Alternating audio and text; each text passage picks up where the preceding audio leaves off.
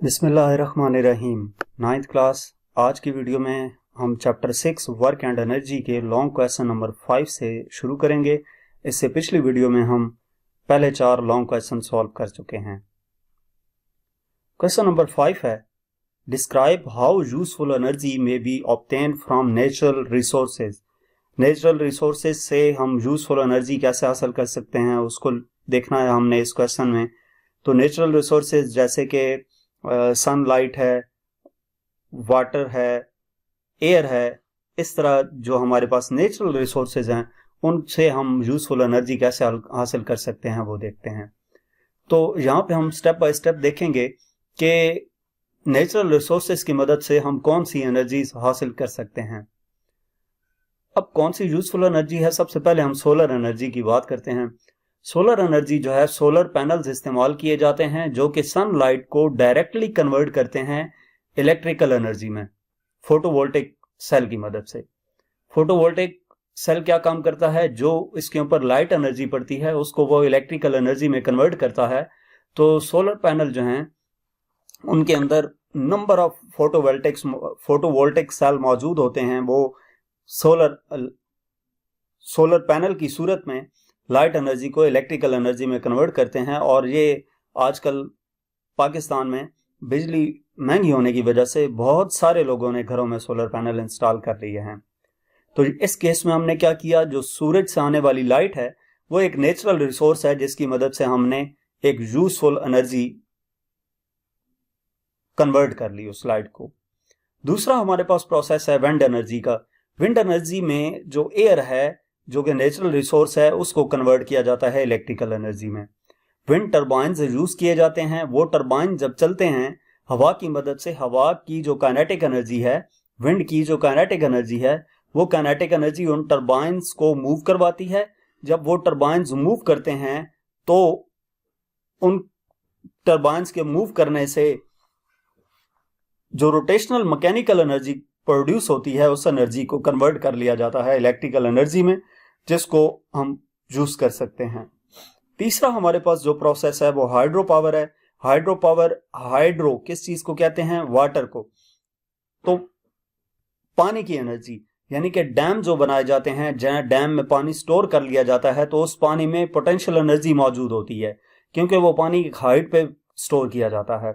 Height पे मौजूद होने की वजह से उस डैम में जो पानी स्टोर है उसकी पोटेंशियल एनर्जी को टरबाइंस चलाने के लिए इस्तेमाल किया जाता है। उन टरबाइन से क्या किया जाता है, इस पोटेंशियल एनर्जी जो वाटर के अंदर स्टोर थी, जो टरबाइंस की तरफ जब गई तो काइनेटिक एनर्जी में मूव हो चुकी थी। उन काइनेटिक एनर्जी ने उस टरबाइंस को चलाया जिसके नतीजे में इलेक्ट्रिसिटी प्रोड्यूस हुई। तो हाइड्रो पावर में पोटेंशियल एनर्जी जो वाटर के अंदर मौजूद थी उसको इलेक्ट्रिकल एनर्जी में कन्वर्ट किया गया। नेक्स्ट जियोथर्मल एनर्जी है। जियो कहते हैं जमीन को। जियोथर्मल एनर्जी से मुराद अर्थ का इंटीरियर यूज किया जाता है, अर्थ के अंदर की सरफेस यूज की जाती है। किसके लिए, जो इलेक्ट्रिसिटी जनरेट करने के लिए। वो कैसे की जाती है कि जमीन के अंदर जो अंदरूनी हिस्सा है वो काफी ज्यादा हीट अप हुआ होता है मैग्मा की वजह से। अब मैग्मा मौजूद है, जमीन के अंदर काफी ज्यादा गर्मी होती है तो पानी ऊपर से जमीन के अंदर की सरफेस तक लेके जाते हैं। वहां पे उस पानी को बहुत ज्यादा हीट अप हो जाता है वो पानी, क्योंकि वहां पे मैग्मा मौजूद है और बाकी जमीन की जो अंदरूनी साख्त है वो काफी हीट अप होती है, वहां का टेम्परेचर काफी हाई होता है। तो उस पानी को एक एंड से डालते हैं ठंडा पानी, तो दूसरे एंड से मोटर लगाकर वही गर्म पानी इस्तेमाल निकाल लिया जाता है और उसकी मदद से स्टीम भी प्रोड्यूस होती है जिसकी मदद से हम इलेक्ट्रिसिटी, उस स्टीम एनर्जी को इलेक्ट्रिकल एनर्जी में कन्वर्ट कर सकते हैं। नेक्स्ट हमारे पास फिफ्थ है फॉसिल फ्यूल्स। फॉसिल फ्यूल्स को भी हम यूज कर सकते हैं किसके लिए, इलेक्ट्रिसिटी जनरेट करने के लिए। फॉसिल फ्यूल्स जैसे कि कोयला है, तेल है या नेचुरल गैसेस हैं, इनको जलाया जाता है जिससे हीट प्रोड्यूस होती है। उस हीट की मदद से स्टीम प्रोड्यूस की जाती है जिस स्टीम से टरबाइंस चलाकर इलेक्ट्रिसिटी हासिल कर ली जाती है। तो फॉसिल फ्यूल्स क्या काम करते हैं, हीट एनर्जी को इलेक्ट्रिकल एनर्जी में कन्वर्ट करते हैं। नेक्स्ट सिक्स्थ प्रोसेस है जिसमें बायोमास एनर्जी हासिल की जाती है। बायोमास एनर्जी जैसा कि नेचुरल रिसोर्स वुड है या एग्रीकल्चर वेस्ट है, म्यूनिसिपल सॉलिड वेस्ट है, इस सब को जलाकर हीट प्रोड्यूस की जाती है और उस हीट की मदद से इलेक्ट्रिकल एनर्जी हासिल कर ली जाती है। क्योंकि हमारे पास इन सब प्रोसेस में आप देखें तो किसी एक फॉर्म ऑफ एनर्जी को दूसरी फॉर्म ऑफ एनर्जी में कन्वर्ट कर लिया गया है, और यही चीज हमने इस पिछले जो वीडियो अपलोड की थी उसके अंदर हमने देखा था कि एनर्जी कन्वर्जन का क्वेश्चन था, उसको हमने डिस्कस किया था कि एनर्जी कन्वर्ट की जा सकती है एक फॉर्म से दूसरी फॉर्म में। तो ये जितने भी नेचुरल रिसोर्सेज थे, जैसे कि पहले केस में सूरज से आने वाली लाइट थी, दूसरे केस में हवा है, तीसरे केस में पानी है, चौथे केस में ज़मीन है, पांचवें केस में फॉसिल फ्यूल्स जैसे कि कोयला, ऑयल, नेचुरल गैस है, और छठे केस में हमारे पास जो ऑर्गेनिक मैटर हैं जैसा कि वुड है, एग्रीकल्चर वेस्ट है, ये सब जो चीज़ें हैं, ये नेचुरल रिसोर्सेज थे। इन रिसोर्सेज को कन्वर्ट किया गया किसमें, एक यूजफुल एनर्जी में। नेक्स्ट हमारे पास क्वेश्चन नंबर 6 है। 6 क्या है, differentiate between renewable and non renewable energy sources with examples, write down advantages of each in reference to their availability and environmental impact. कि सबसे पहले हमने डिफरेंशिएट करना है रिन्यूएबल और नॉन रिन्यूएबल एनर्जी रिसोर्सेज को। तो रिन्यूएबल एनर्जी रिसोर्सेज क्या होते हैं, इनकी डेफिनेशन क्या है, energy sources that are naturally replenished over time and are sustainable. Naturally replenished मतलब नेचुरली न्यू प्रोड्यूस होते रहते हैं विद इन नो टाइम, हमें इसके लिए इंतजार नहीं करना पड़ता कि बनेगा तो फिर उसके बाद इस्तेमाल किया जाएगा उसको।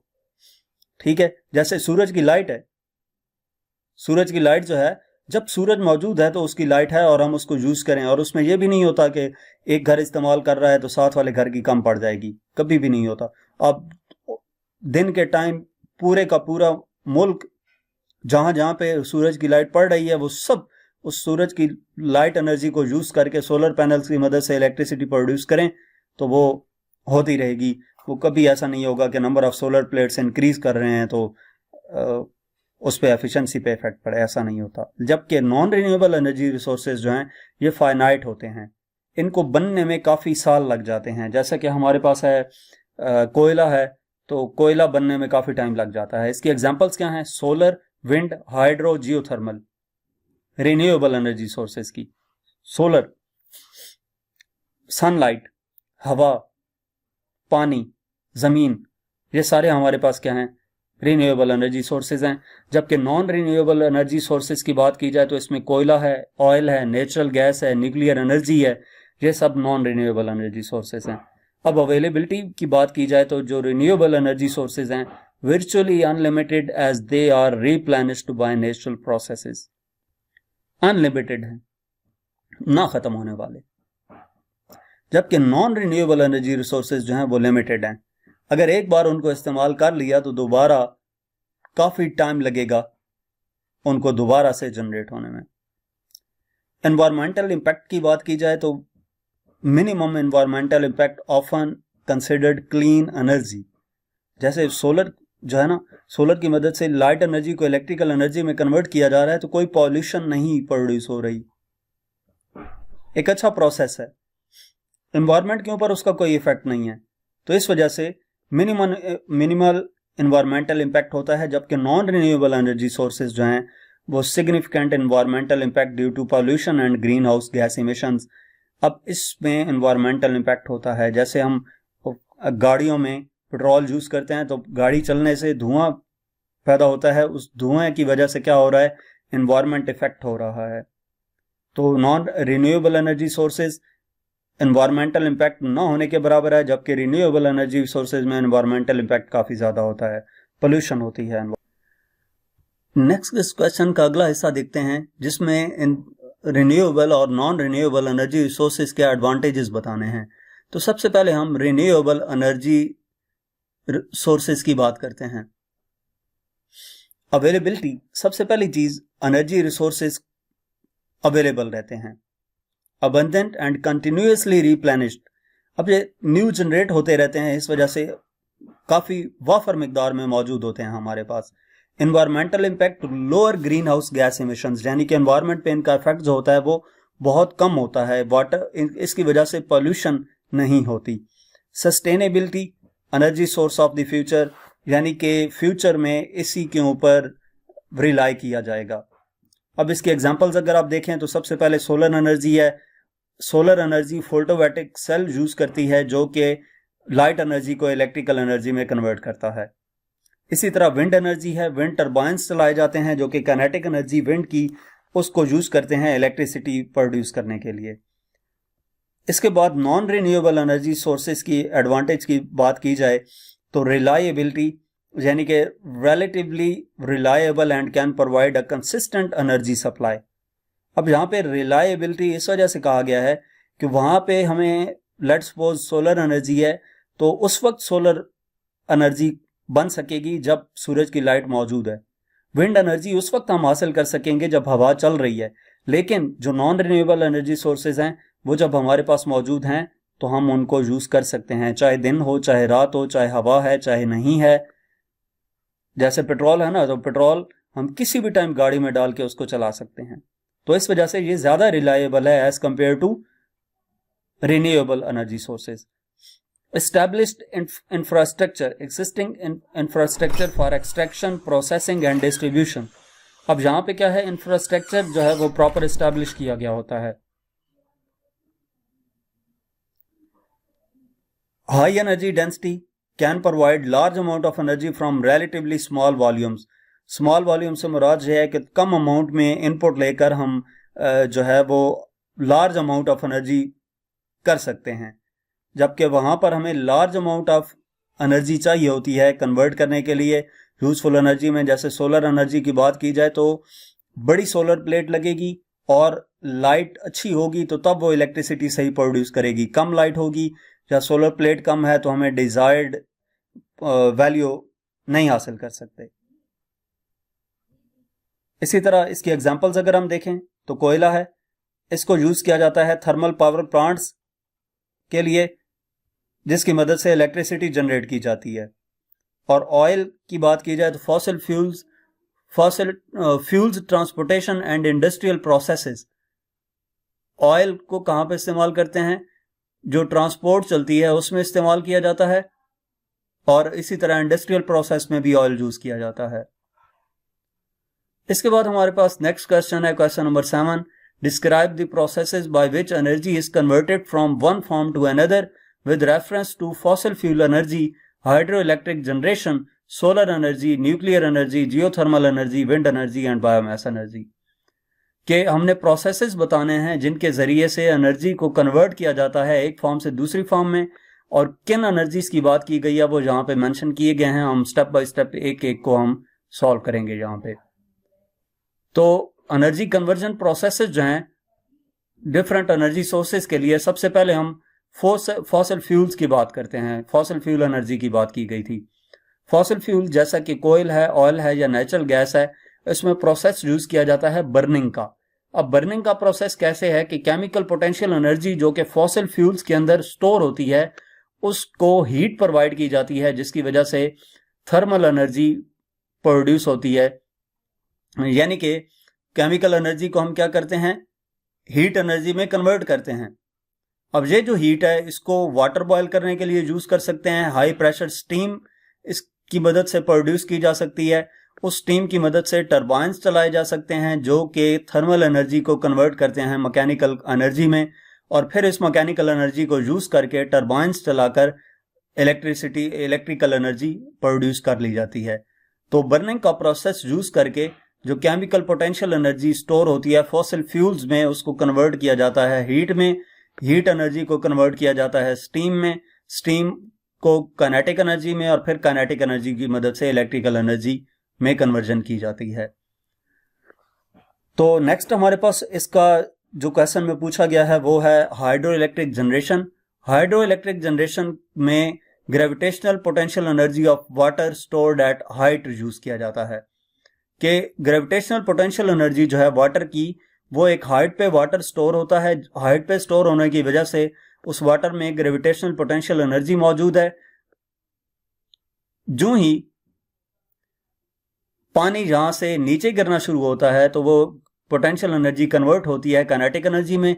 उस काइनेटिक एनर्जी को यूज किया जाता है टरबाइंस चलाने के लिए। जब टरबाइन चलते हैं तो वो काइनेटिक एनर्जी इलेक्ट्रिकल एनर्जी में कन्वर्ट हो जाती है। नेक्स्ट तीसरा जो प्रोसेस है वो है सोलर एनर्जी का। सोलर एनर्जी, सोलर प्लेट्स हैं जिसमें photovoltaic process, photovoltaic effect use किया जाता है। फोटोवोल्टिक इफेक्ट ये है कि सनलाइट जो है वो जब प्लेट के ऊपर पड़ती है तो ये सोलर प्लेट उस लाइट को इलेक्ट्रिकल एनर्जी में कन्वर्ट कर देती है। तो लाइट एनर्जी किस में कन्वर्ट हो जाती है? इलेक्ट्रिकल एनर्जी में। नेक्स्ट हमारे पास फोर्थ प्रोसेस है जिसमें न्यूक्लियर एनर्जी है। न्यूक्लियर एनर्जी का क्या काम है?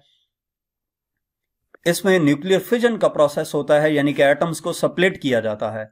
अब इसमें एनर्जी कैसे कन्वर्ट होती है कि न्यूक्लियर पोटेंशियल एनर्जी जो कि उन एटम के न्यूक्लियस में में मौजूद होती है, हैवी न्यूक्लियस जैसा कि यूरेनियम है, तो उसको रिलीज किया जाता है हीट एनर्जी की सूरत में न्यूक्लियर फिजन के प्रोसेस के जरिए से। ये हीट वाटर को बॉयल करती है, स्टीम प्रोड्यूस होती है, उस स्टीम की मदद से जनरेटर चलाए जाते हैं, स्टीम की मदद से टरबाइंस चलाए जाते हैं और वो टरबाइंस कन्वर्ट करते हैं उस हीट एनर्जी को, स्टीम को, इलेक्ट्रिकल एनर्जी में। नेक्स्ट हमारे पास फिफ्थ है जियोथर्मल एनर्जी। जियोथर्मल यानी कि अर्थ के अंदर जो एनर्जी मौजूद है, तो अर्थ के इंटीरियर से हीट लेकर उस हीट एनर्जी को इलेक्ट्रिकल एनर्जी में कन्वर्ट किया जाता है। थर्मल एनर्जी जो कि अर्थ की कोर, अर्थ के अंदर मौजूद होती है, जमीन के अंदर मौजूद होती है, वो क्या करती है? पानी एक हिस्से से जमीन के अंदर भेजा जाता है, वहां से जमीन के अंदर ज्यादा टेम्परेचर होने की वजह से वो पानी हीट अप भी हो जाता है और स्टीम भी प्रोड्यूस होती है। तो वो जो स्टीम प्रोड्यूस होती है उसको टरबाइंस चलाने के लिए यूज किया जाता है। जब टरबाइन चलते हैं तो टरबाइन मैकेनिकल एनर्जी को इलेक्ट्रिकल एनर्जी में कन्वर्ट कर देता है। नेक्स्ट हमारे पास 6 नंबर है विंड एनर्जी। विंड एनर्जी यानी कि हवा की जो एनर्जी है, और विंड एनर्जी क्या करती है? काइनेटिक एनर्जी जो होती है विंड की, उसको इलेक्ट्रिकल एनर्जी में कन्वर्ट किया जाता है। ये जो बड़े बड़े पर लगाए जाते हैं, इसके पीछे टरबाइन लगा होता है। जब हवा चलती है तो विंड एनर्जी इन टरबाइंस को चलाती है। जब टरबाइन चलेगा तो वो उस मैकेनिकल एनर्जी को इलेक्ट्रिकल एनर्जी में कन्वर्ट कर देंगे और उस इलेक्ट्रिकल एनर्जी को यूजफुल पर्पस के लिए इस्तेमाल किया जाता है। नेक्स्ट इसका 7 पार्ट था बायोमास एनर्जी। बायोमास एनर्जी में कैसे इस्तेमाल किया जाता है? इसमें ऑर्गेनिक मैटर्स को जलाया जाता है। केमिकल पोटेंशियल एनर्जी जो कि बायोमास में मौजूद होती है। बायोमास क्या है?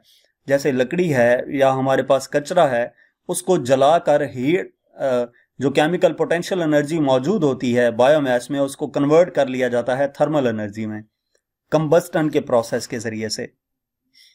अब इसमें हीट को डायरेक्टली हम यूज करते हैं स्टीम प्रोड्यूस करने के लिए, और वो जो स्टीम प्रोड्यूस की जाती है उसको जनरेट टरबाइंस जलाने के लिए यूज किया जाता है, और वो टरबाइन क्या करते हैं?